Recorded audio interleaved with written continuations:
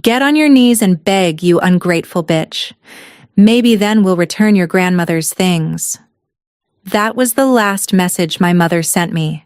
My father replied right after, "Everything here is ours now. Come apologize on video, or stay dead to this family." 3 months after my grandmother died in hospice, they demanded I drive 100 miles, kneel in their living room, and thank them for stealing her life. I replied with one sentence. Actually, call Grandma's lawyer and ask who she really trusted.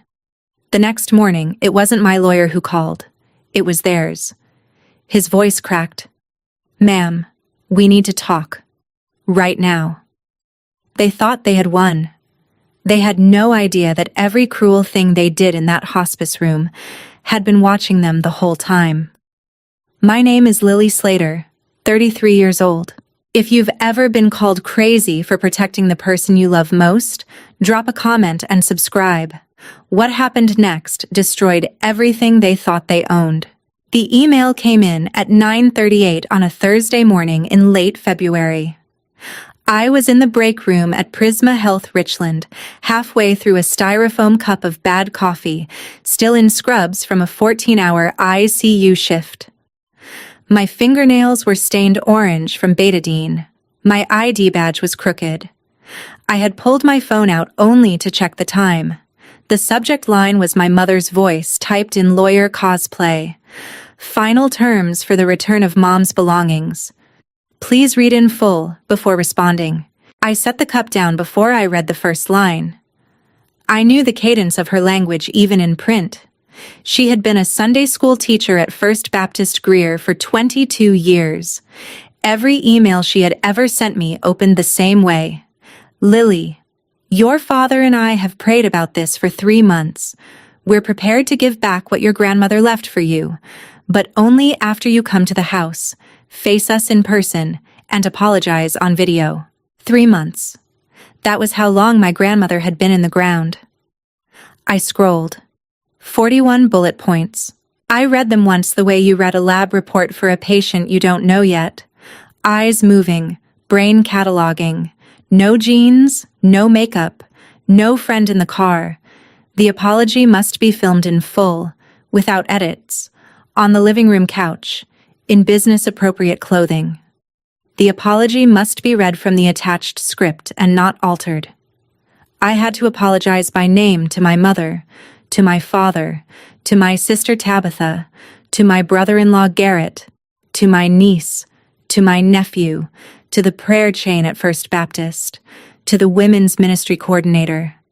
I had to sign a disclaimer voluntarily abandoning all future inheritance claims. I had to acknowledge, on camera, that I had been unwell for the last 2 years. Bullet 23 made me stop. Mom's ring, currently in safekeeping. The sapphire engagement ring my grandfather had bought my grandmother in 1956 in a Charleston jeweler's shop when he was a Navy ensign and she was 15 years old. She had worn that ring every day of her adult life. She was wearing it the night she went into hospice. She had worn it the morning she died. Currently in safekeeping. I knew what safekeeping meant. The PS was from my father. One line. Lily, your mother is being generous. Be smart. I closed the phone, finished the coffee I could no longer taste, and walked back into the ICU to chart for the next 40 minutes like it was any other Thursday. None of my coworkers knew my grandmother had died.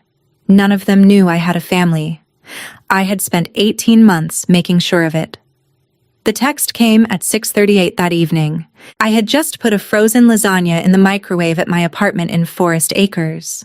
The phone buzzed on the counter. The first message was from my mother. The second was from my father. 10 seconds later, like they had been writing them side by side at the kitchen island in Greer. Get on your knees and beg, you ungrateful bitch. Maybe then we'll return your grandmother's things. Everything here is ours now. Come apologize on video or stay dead to this family. I read both messages once. Then I read them again. Then I read them a third time, because I needed to understand that the woman who had taught 7-year-olds about the parable of the prodigal son for 22 years had just typed the words "ungrateful bitch" about her own daughter and pressed send. The microwave beeped. I didn't open it. I walked into the living room and sat down on the couch and looked at the 4 things I had been ignoring for 2 weeks. A USB drive on the coffee table, a folded piece of paper with a phone number on it, a business card from a hospice chaplain, a lawyer's card with my grandmother's handwriting on it. Lily, call this woman. For 14 days I had not been ready. For 14 days I had been the daughter who still hoped her mother would say something true. My mother had just answered the question for me. I set the alarm for 6 in the morning. Tomorrow I would drive 100 miles south on I-26 to a small office on Augusta Road in Greenville. I would meet a woman my grandmother had been sitting across from since I was 16 years old. And I would finally learn what she had been waiting all this time to tell me. If you've ever read a message from someone who is supposed to love you and felt your whole spine turn into a stranger's, hit subscribe. You'll want to be here for what they didn't know they had written. To understand why my grandmother put a sapphire ring and a purple heart and a 1962 Singer sewing machine into the hands of a paralegal from Greenville, you have to understand what kind of woman she was. Her name was Constance Whitfield. Everyone called her Connie. To me, she was Granny. She lived for 52 years in a small white house on Mountain View Road in Travelers Rest, South Carolina, a town in the foothills where the road bends north and the air smells like loblolly pine, even in February. The house had a side porch with a swing my grandfather had built her in 1971. It had a kitchen with a cast-iron skillet older than my mother. And at the back of the house, behind the linen closet, it had a sewing room with one window facing east. That window caught the sun at 3:30 every afternoon, the same way, the same angle, like the room had been built around the light. In the middle of the room was a 1962 Singer treadle. To the right was a cedar chest on a low table. On the highest shelf was a smaller cedar box that I was never allowed to open. I sat in that sewing room from the time I could walk.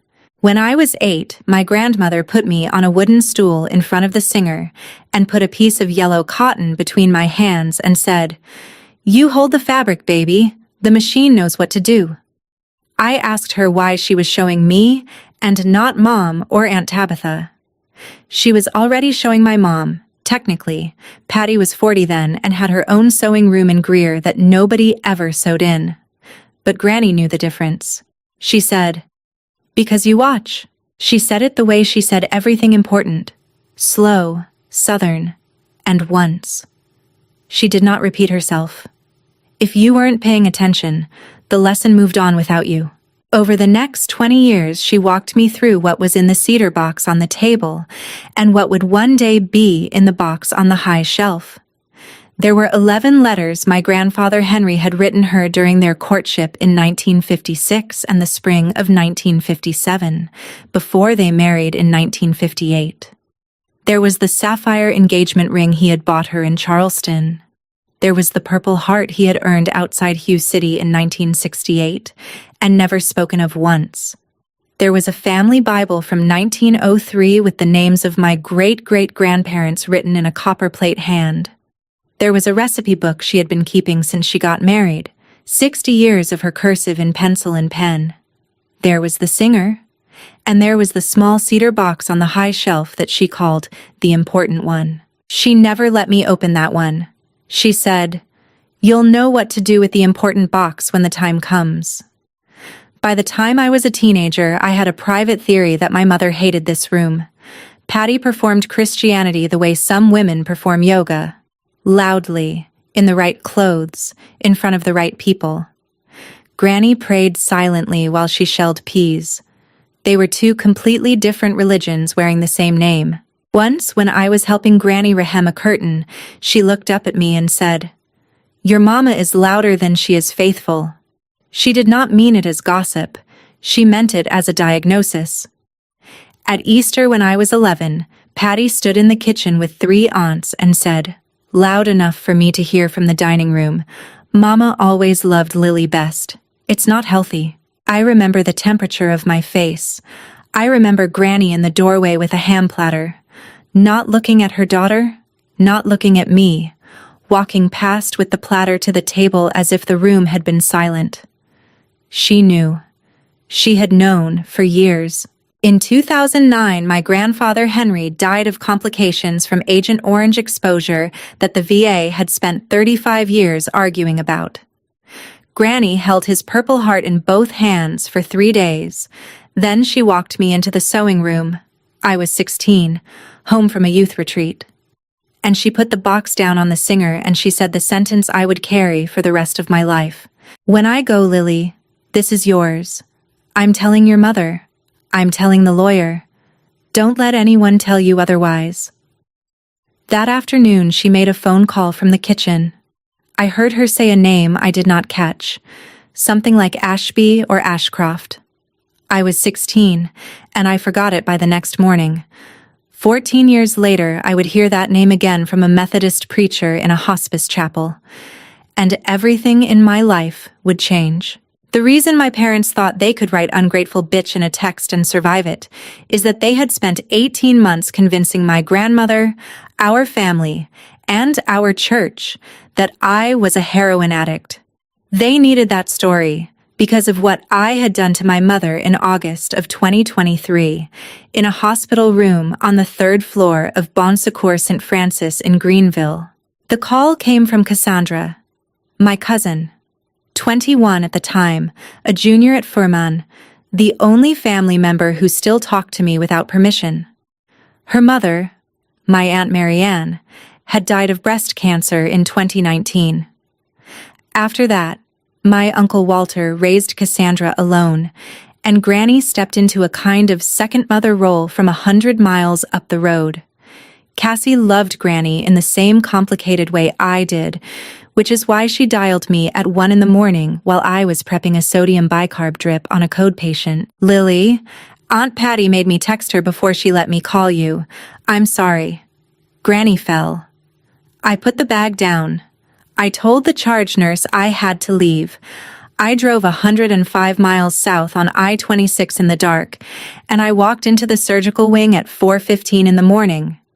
Granny was out of recovery and in a step-down room with an IV pump running morphine at 1.5 milligrams an hour, and her hip wrapped in a brace from a partial replacement she had been arguing against for 2 years. My mother was already in the chair next to the bed. She had a folder open on her lap. "Lily, perfect, she's awake now," she said, in a voice she would have used to ask for a casserole dish back. "I just need her to sign this one little thing." I looked at the document on top of the folder. Quitclaim deed, Whitfield Residence, 412 Mountain View Road, Travelers Rest, South Carolina. The deed transferring my grandmother's house, the house with the sewing room and the side porch, into joint tenancy with my mother and father. Then I noticed the woman standing 2 feet behind Patty. Light blue scrubs.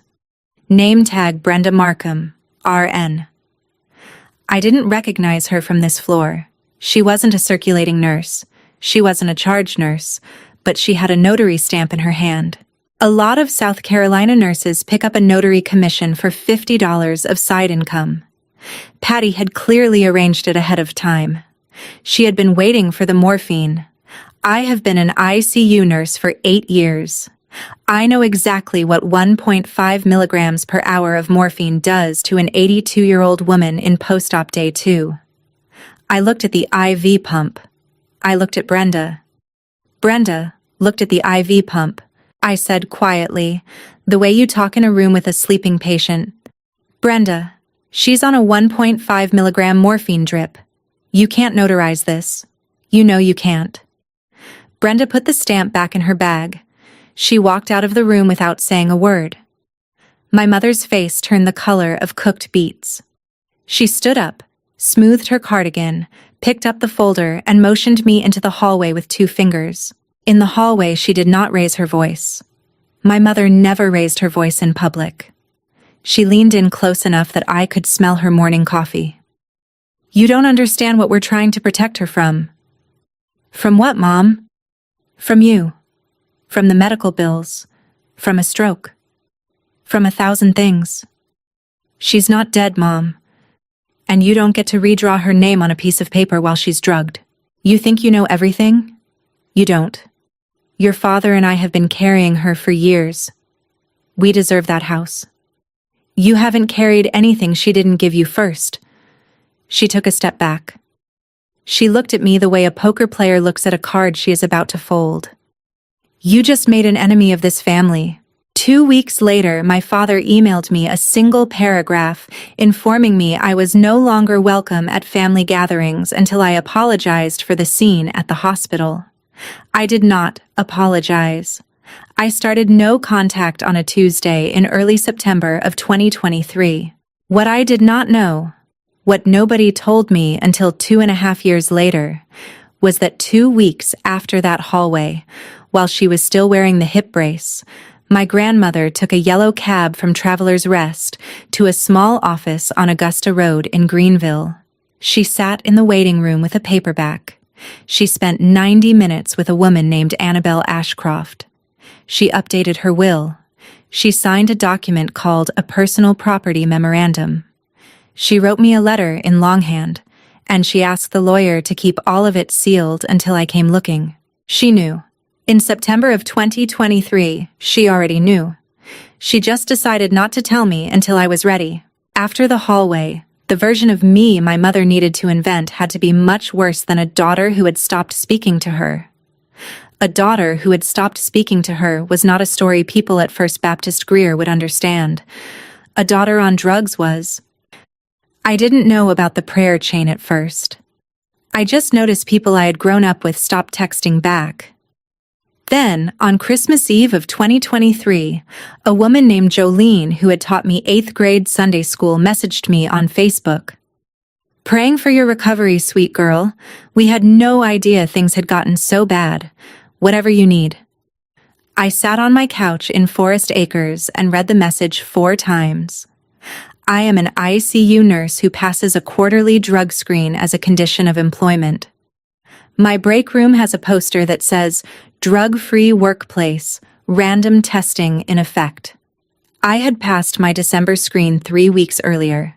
I called my old church friend Bethany on speakerphone and asked her, gently, what people were saying. She paused for a long time. She said, "Patty says you've been struggling with substances and toxic influences. She says they've had to set hard boundaries to protect Mama." Substances and toxic influences. My mother had become a literature critic. I wrote my grandmother a letter that night on lined yellow paper. I told her about my apartment in Forest Acres, and the new fern I had killed, and the patient I had brought back twice on the same shift. I told her I missed her. I sealed it. I drove to the post office on a Tuesday and mailed it to 412 Mountain View Road, Traveler's Rest, South Carolina. A week later, it came back to me in my mailbox. Untouched. Original seal intact. Return to sender written in my mother's handwriting across the front, in black Sharpie, in the same loopy cursive she had used to label my elementary school lunch bags. She had intercepted my grandmother's mail. I sent another. It came back. I sent a third. It came back. I sent 23 letters between September of 2023 and March of 2025. 23 letters came back. Some had a single handwritten line on the back from my mother. Stop. Stop. Stop. In January of 2024, I called my sister Tabitha one time. She was 40 then, a 4th grade teacher in Greer, the golden child by default because I had broken first. I heard her son laughing in the background and her TV on. She did not ask how I was. She said, "Lily, you embarrassed Mom in front of a hospital nurse. She'll never forgive you. Just stay away. It's better for everyone." I did not call my sister again for 26 months. In the summer of 2024, Cassandra texted me from a coffee shop in Greer. Lily, Granny moved into Mom and Dad's house last week. They're saying it's just until she gets stronger. She's not going back to Traveler's Rest. Also, they made her sign something. The house deed.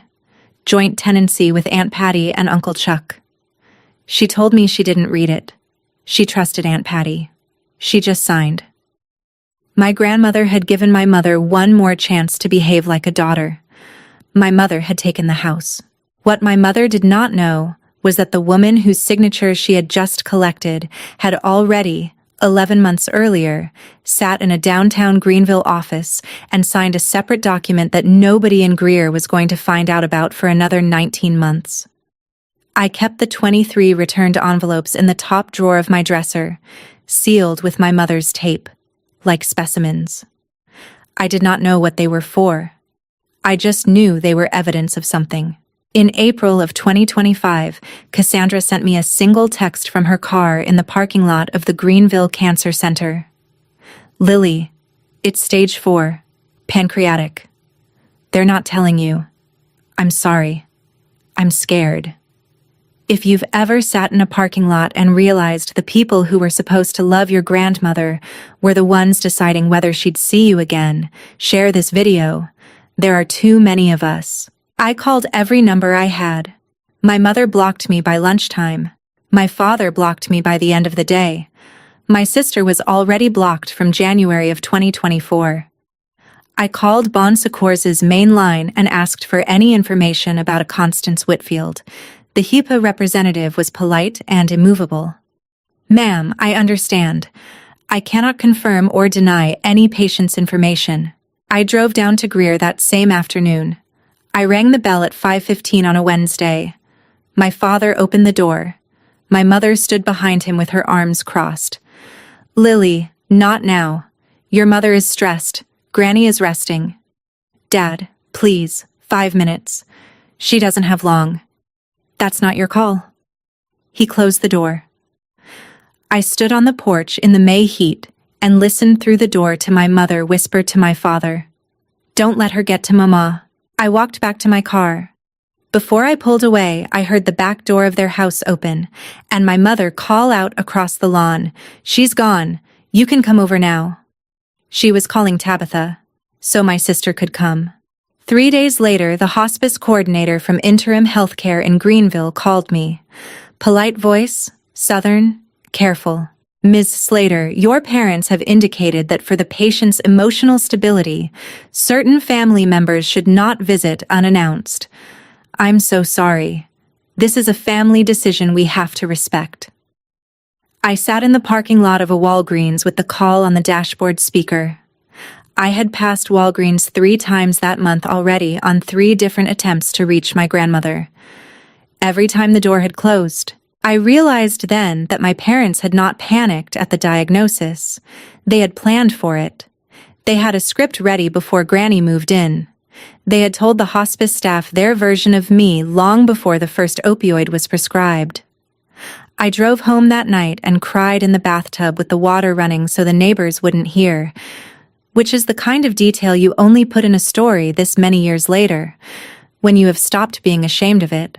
In late June of 2025, Cassandra texted me one more time.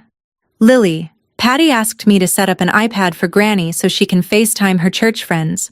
I'm doing it tomorrow. I thought about it for a long time. I sat at my kitchen table at midnight with a glass of warm water and the lights off. I knew my mother. I knew what she would do with a screen in that room. I texted back, Cassie, use the family Apple ID. The old one Aunt Marianne set up in 2015, and remember the password. Cassandra replied within 10 seconds, already on it. That family Apple ID had been on Aunt Marianne's phone before she died. It had been on Walter's. It had been on Cassandra's. It had been on mine. My mother had never used it because my mother believed iCloud was a place for criminals to put your information.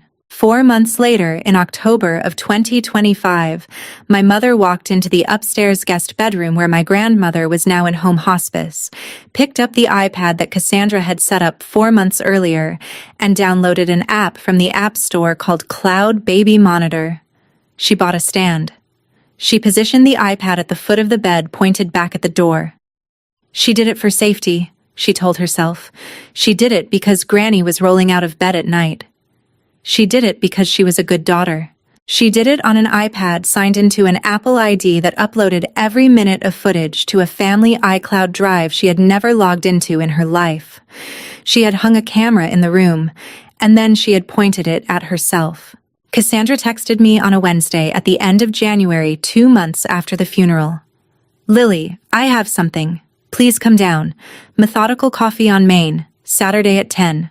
I waited 3 days before answering because I was afraid Cassandra had finally chosen her side. The text was too plain. There was nothing of her in it. 3 days later, I wrote, "I'll be there," and pulled my old Hokas out of the closet, the same shoes I wore on 12-hour shifts, and drove south down a 26 again on a Saturday morning with the radio off. Methodical Coffee on Main Street in downtown Greenville is a narrow room with exposed brick and tall windows and serious espresso. Cassandra was already there at a corner table with a denim jacket folded over her chair. She slid a small white SanDisk USB across the table the way you slide a passport. "It's 53 minutes, she said, very quietly. I edited it down from raw footage. 9 clips. Lily, you need to see clip 3 first, then clip 5. Then go home." My hands were not shaking. ICU nurse hands. I plugged the drive into my MacBook in the corner and opened clip 3 with my headphones in. Clip 3 was a wide shot from the foot of a hospice bed. Granny was asleep on her left side, her mouth slightly open, the morphine pump on a stand to her right. The timestamp in the lower right corner read October 19th, 3:17 p.m., a Sunday afternoon. My mother walked into the frame. She sat in the chair beside the bed. She picked up my grandmother's left hand. She held it for a moment, gently, the way a daughter holds a mother's hand in a memory. Then she stroked the ring finger. She whispered, "It's okay, Mama. I'm just gonna look at it. Don't worry." I heard the soft metallic scrape. She slid the ring off my grandmother's finger. She held it up to the window light. She turned it. She slid it onto her own ring finger, over her wedding band. She admired it. She smiled. She slipped the ring into the pocket of her tan Talbot's cardigan and stood up and walked out of the room. She did not put the ring back. Clip 5 was 8 days later. October 27th, a Monday. My father came into the room in an olive green hunting jacket. He stood in front of the dresser. He opened the top drawer. He took out a red velvet box and opened it. The Purple Heart sat in the velvet on its faded ribbon. My father closed the box, slid it into the inside pocket of the jacket, and muttered 5 words at the floor. "Should have been mine anyway." My grandmother let out a small sound in her sleep. He turned his head toward the camera. He did not see what he was looking at. He walked out. Clip 7 was November 3rd, 8 days before Granny died.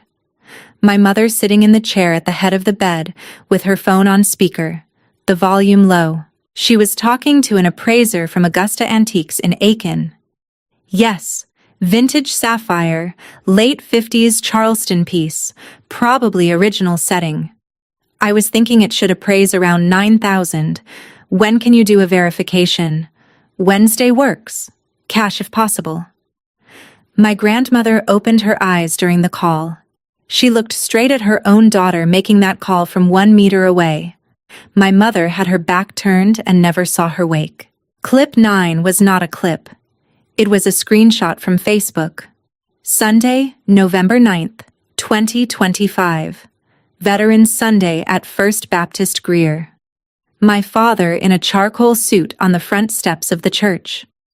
The Purple Heart pinned to his lapel. The morning sun gold on the brick. My mother had taken the photo and posted it. The caption read, "So proud of my husband honoring Daddy's sacrifice today. Mama would be so proud. Hashtag Veteran Sunday." That was 2 days before my grandmother died. That was the same Sunday she was downstairs in the back bedroom in her last morphine coma, the medal she had asked to be buried with, missing from the velvet box in the drawer. I closed the laptop. I did not cry in the coffee shop, because I had been an ICU nurse for 8 years and I knew how to wait until I got home. Cassandra pushed a folded piece of paper across the table. A phone number written in ballpoint pen. The ink had smudged in her pocket. "Lily, the hospice nurse wants to meet you. Her name is Genevieve. She's been counting something." "Counting what?" "Just call her." Genevieve Holloway met me at the Stax Omega Diner on Pleasantburg Drive the following Tuesday, between her morning patient and her afternoon one. She was 51. Her scrubs were gray. Her hair was in a thick braid. Her hands had the chapped redness of 19 years of lifting people in and out of beds. She set a black and white composition notebook on the table between our coffee cups before we ordered. She said, "Ms. E. Slater, I want you to know your grandmother fought for you until the last week of her life." She opened the notebook. It was a hospice nurse's log, the kind we are required to keep by Medicare regulation. Time, vitals, medication, patient note, family present. Genevieve had highlighted certain lines in red pen. October 31st, 9:14 p.m. Patient repeated name, Lily, 3 times during medication administration. November 1st, 6:42 a.m. Patient asked for Lily. Daughter, P.S. present and stated Lily doesn't come anymore. November 4th, 2:18 a.m. Patient agitated, calling for Lily. Medicated. November 7th, 11:23 p.m. Patient said, "Lily girl," twice in sleep. Daughter present. No response from daughter. There were 17 red marks across 11 days. I asked her quietly, "You believed them? About me?" She did not lie. She looked me in the eye. "Your mother told me you were a heroin addict who'd abandoned the family. I believed her for 9 weeks. Then your grandmother called your name in her sleep at 3 in the morning, and I started writing it down." She closed the notebook. She turned her coffee cup in a slow circle. "On the 2nd of November, your grandmother was still herself for about 2 hours in the afternoon. She asked me, 'Honey, can I borrow your phone? Just for a few minutes.' I gave it to her. I stepped into the hallway. She made 2 calls. One was 3 minutes. One was 4 minutes and 12 seconds. I did not breathe. 'I have the audio,' she said. I saved both voicemails from my phone history before I gave it back to her. 'Do you want to hear the second one?' She set her phone on the table and pressed play. My grandmother's voice came out of the small speaker. Thin, trembling, clear. 'Lily girl, it's Granny. I'm using a nice lady's phone. She's named Genevieve. She's been kinder to me than my own daughter.' I put my hand flat on the table. 'I know what they've been telling you, baby. I know what they've been telling the church. None of it is true. I am so sorry I wasn't strong enough to say it sooner. They took my phone the second day.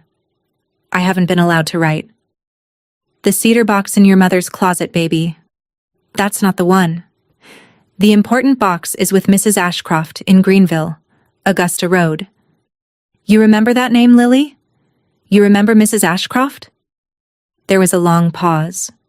I heard her breathe. "I named you, Lily. From the beginning, I named you. Don't let them take what I named you for." There was another pause, shorter. "Forgive me, sweet girl. Forgive me for not being stronger." The voicemail ended. I cried in the diner. The waitress saw. She did not stop at our table. She walked past with her coffee pot and looked at Genevieve, and Genevieve nodded once, and the waitress went the other way. Genevieve pushed a business card across the table. "Pastor Theodore Brennan, chaplain, interim healthcare hospice. He has the other half of this," she said. She asked for him 3 days before she died. The hospice chapel was a small room with cream walls and an upright piano in the corner. Pastor Theodore Brennan was 58, in a green flannel shirt without a clerical collar. He had a craft envelope on the small table between 2 armchairs, sealed with hospice tape and signed across the seal in 2 hands, his and Genevieve's. He did not open it right away. He looked at me for a moment first. "Ms. Slater," he said. "Thank you for coming. I've been waiting 4 months to meet you." I sat down. "Tell me about her," I said. He did. He told me she had asked for him on the 8th of November, 3 days before she died. He told me she had been mostly nonverbal for a week before that, but had pulled herself back into focus for 90 minutes that morning, on a Saturday, the way people sometimes do near the end. She had told him she did not need a new will. She had told him Mrs. Ashcroft already had the will. She told him she needed a letter of intent, so nobody could argue. He had brought hospice stationery and an iPad. She had dictated. He had typed.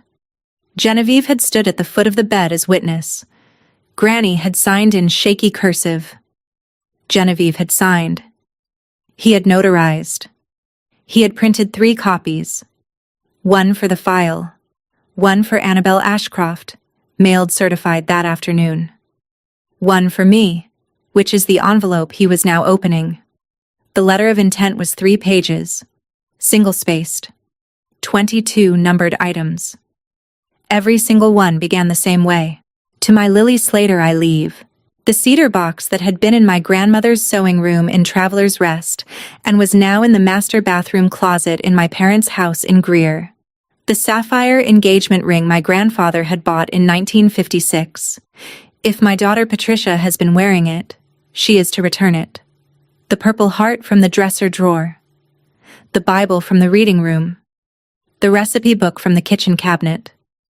The Singer treadle from the sewing room in Traveler's Rest or wherever Patricia had moved it. The 11 letters in the front pocket of the cedar chest. The unfinished quilt she had started in the spring of 2023 before the hip fracture. Item 14 made me put the page down for a moment. "To my Lily Slater I leave the Singer treadle of 1962. She has held it since she was 8 years old. I do not believe my daughter Patricia knows how to thread it." I picked the page back up. Item 22 was in my grandmother's own shaking handwriting at the bottom of the 3rd page, beneath the typed lines, beneath both witness signatures. "The important box is not inside that house. Mrs. Ashcroft has had it since September of 2023. Call her, baby. She's been waiting." Pastor Brennan slid a small business card across the table. "Annabelle Ashcroft, Esquire, Estate and Trust Law, Augusta Road, Greenville." On the back, in my grandmother's handwriting, was a line I had seen before in my own kitchen, on the 4 objects on my coffee table. "Lily, call this woman." I drove from the chapel to Augusta Road and called Annabelle from her parking lot. She answered on the 2nd ring. "Ms. Slater," she said, "I've been hoping you'd call." Annabelle Ashcroft's office was on the 2nd floor of a brick building with a coffee shop on the ground level. She was 56. Her hair was silver, cut short. She wore a gray cardigan and reading glasses on a chain. There was a real coffee carafe on a side table and the office smelled like cedar and printer toner. On the desk between us was a small cedar box about the size of a large hardback book. She tapped the lid once with 1 finger. "This," she said, "is what your grandmother called the important box." She did not open it yet. She opened a file folder first and turned it to face me. A 14-page will, executed in 2018, with an amendment dated September 14th, 2023. "Your grandmother sat in that chair you're in right now on the morning of September 14th, 2023, Annabelle said. 2 weeks after the hip surgery. She came alone, by yellow cab. She was very clear. She knew exactly what she wanted to change." She turned to page 3. There was 1 line in slightly heavier print. "Executor, Lily Slater, granddaughter." I read it twice.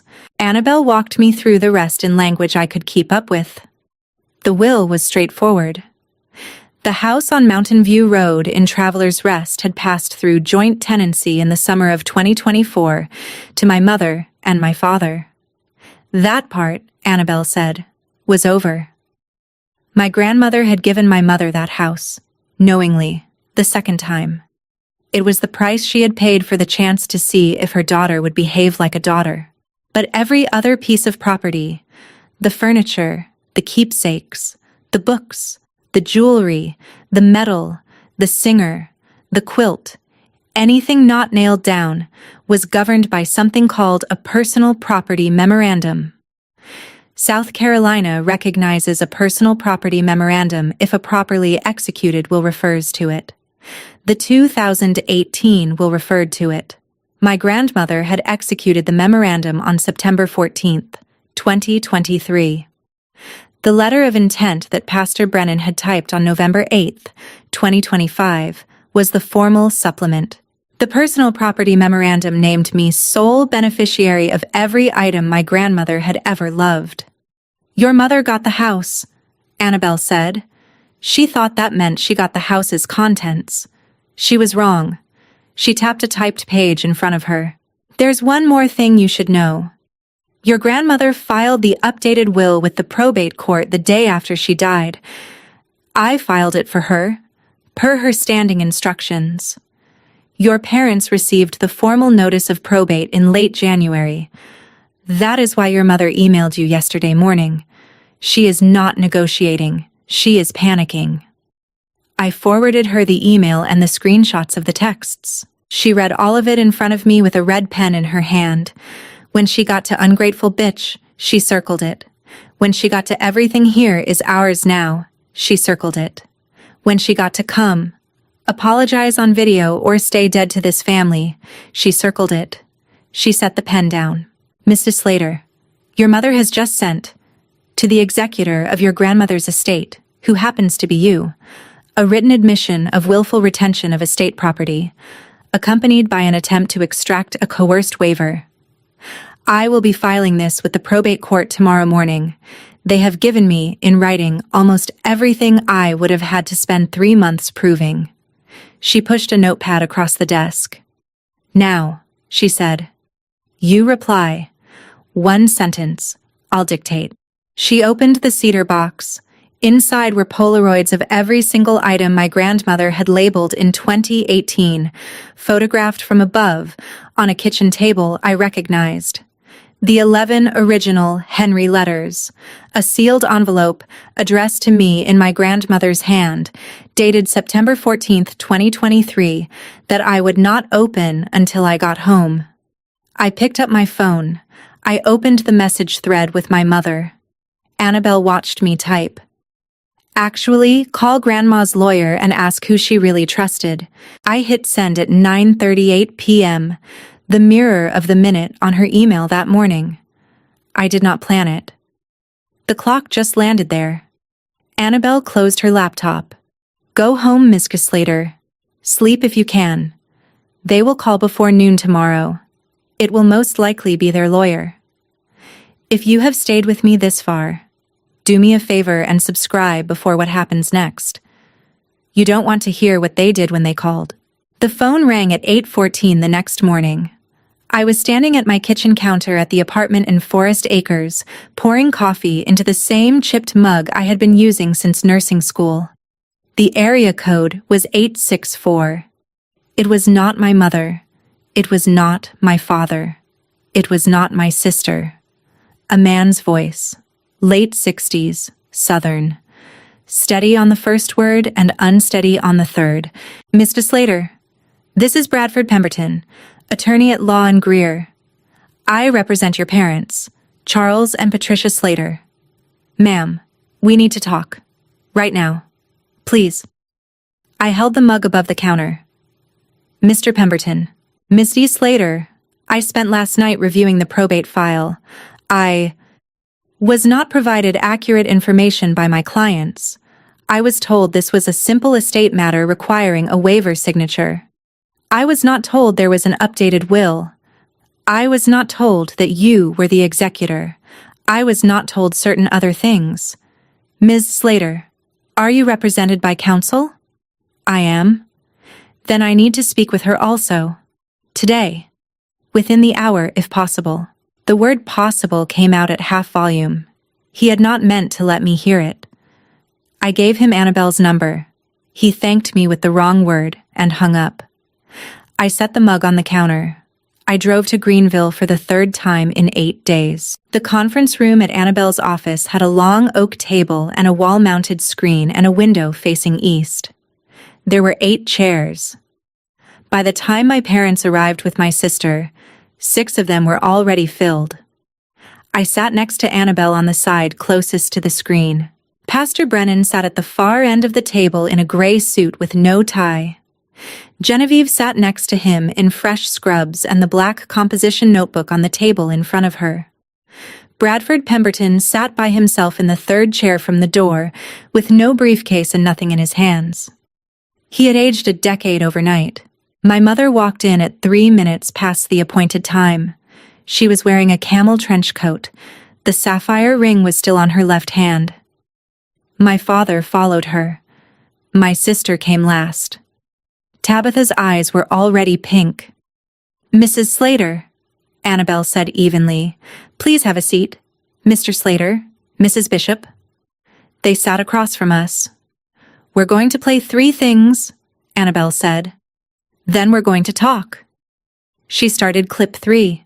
My mother watched herself, on a wall-mounted screen in a stranger's conference room, slide her own mother's engagement ring off her own mother's finger. The audio was perfectly clear. It's okay, Mama. I'm just going to look at it. Don't worry. My mother opened her mouth. That's edited. That's not... That camera was for safety. That footage shouldn't even... Annabelle did not raise her voice. Mrs. Slater, the metadata is intact. The cloud account where this footage was automatically uploaded is registered to your family Apple ID. We can verify the original timestamps with Apple directly if needed. Tabitha turned and looked at my mother. Mom? My mother did not answer her. Annabelle clicked through to a screenshot. My father in the charcoal suit on the steps of First Baptist Greer. The purple heart on his lapel. The bright Sunday sun. The caption beneath. Mama would be so proud. She let it sit on the screen for 10 seconds. She did not say anything. She did not need to. My father looked at the window. Then Annabelle played the voicemail. My grandmother's voice came out of the conference room speakers and filled the room the way it had filled the diner. She's been kinder to me than my own daughter. My mother made a small sound and put a hand against her mouth. I know what they've been telling you, baby. I know what they've been telling the church. My father closed his eyes. I named you, Lily. From the beginning, I named you. The voicemail ended. The room was silent for a long time. Pastor Brennan stood up at the end of the table. He had the craft envelope in his hand. He walked it to the head of the table and opened it without breaking the seal. He cut it with a small pair of scissors Annabelle handed him. He read all 22 items. He read them slow and even, in the same voice he had once read scripture in, at 1,000 bedsides. To my Lily Slater, I leave the cedar box. To my Lily Slater, I leave the sapphire engagement ring her grandfather Henry purchased in Charleston in 1956. When he reached item 19, the Purple Heart, my father did not open his eyes. When he reached item 14, the Singer Treadle, my mother broke for the first time. Mama promised that to me when I was 12. Pastor Brennan did not pause. He looked at her with kindness, but he did not pause. To my Lily Slater, he read. He finished item 22 in my grandmother's own handwriting. The important box is not inside that house. He set the pages down. He sat down. Genevieve opened her composition notebook and placed it on the table in front of her. I recorded 17 times in 11 days, Mrs. Slater, she said quietly. Would you like me to read which times? My mother turned her head sharply toward my sister. Don't you look at me like that, Tabitha. My sister's voice came out wet and uneven. Mom, you told me Granny didn't even know what year it was. You told me she didn't ask for Lily. You told me Lily was the one who stopped coming. My mother's mouth moved without a sound. Bradford Pemberton stood up. He was a heavy man and the chair scraped behind him. He buttoned his jacket. He picked up a single business card from his folder and walked it around the table to my father and laid it down in front of him. Mrs. Ashcroft, he said, for the record, my firm is withdrawing representation effective immediately. I was provided materially false information by my clients regarding the existence of an updated will and the patient's mental competence at the time of certain transactions. He looked at my father. Charles, I've known you for 30 years. I cannot help you with this. I'm sorry. He walked out of the conference room. He closed the door gently behind him. Annabelle turned to my mother. Now, inventory protocol. We can resolve this without a referral to Adult Protective Services if you cooperate fully with the inventory. Mrs. Slater, the ring on your hand. Please. My mother stared at the table. She looked at the ring on her own finger as if it had appeared there overnight. She slid it off. She placed it on the oak between us. She did not look up. My sister turned her face toward the window and cried without making any sound at all. I did not say anything during the entire confrontation. I did not need to. My grandmother had said everything I would have said 2 years before it happened. It is the first week of May, 2026, and I am sitting on a wooden stool in the corner of my apartment in Forest Acres in Columbia, South Carolina, in front of a 1962 Singer treadle that arrived in a moving truck 6 weeks ago from a small white house on Mountain View Road in Traveler's Rest. The light in my apartment is not the same as the light in Granny's sewing room. The window faces west. The sun comes in at 5:23 in the afternoon, not 3:30. But the room smells faintly of cedar because I put a small block of cedar on the table next to the machine, and the dust catches gold in the late air, and that is close enough. 6 weeks ago, on a Wednesday afternoon, a UPS delivery truck unloaded 22 items at my front door. Annabelle had arranged it. Each item was wrapped in butcher paper. Each item had a printed inventory tag matching a 2018 Polaroid, the cedar box, the Bible, the recipe book, the Purple Heart in a fresh shadow box frame, the 11 Henry letters in a fabric pouch, the Singer in a wooden crate large enough that 2 men had to carry it together. The sapphire ring came in a small velvet pouch in an envelope by itself. I slid it onto the ring finger of my right hand. It fit exactly. My mother resigned from her position at First Baptist Greer in the second week of March. The church did not publish a reason. The prayer chain quietly stopped circulating my name. 2 of the women who had messaged me about my recovery in 2023 sent me apology cards in late March. I have not opened them. I will. Not yet. My father stopped attending church entirely. I do not know what he does on Sunday mornings now. I do not need to know. In late April, my sister sent me an email. It was 4 lines long. Lily, I need to talk. I don't know how to start. I've been a coward for a long time. I'm so sorry. Whenever you're ready. I read it 3 times. I left it unread on top of my inbox. I will answer her. I do not know when. The wound in her face when she said Mom in that conference room was not nothing. She is going to have to live inside that sentence for a long time, and I am going to have to decide how much of her remaining family I want to be. The recipe book is open on my kitchen counter. It opens by itself to a page near the back where my grandmother wrote, in her cursive in 2018, chocolate chess pie. For my Lily. Bake this for someone who watches. I think she meant it both ways. I think she meant bake this for someone who pays attention, and I think she also meant bake this for someone who keeps watch. My grandmother could pack a whole inheritance into one verb. The unfinished quilt is on the Singer. 11 blocks are sewn. 14 are still cut and pinned, waiting. One of the finished blocks has my initials embroidered in gold thread in the corner. LS, in her own hand, sewn before she went into the hospital in August of 2023. She had known. In August of 2023, before any of it, she had already known. I thread the machine. My hands do not shake. I see you, nurse hands. I put my phone on the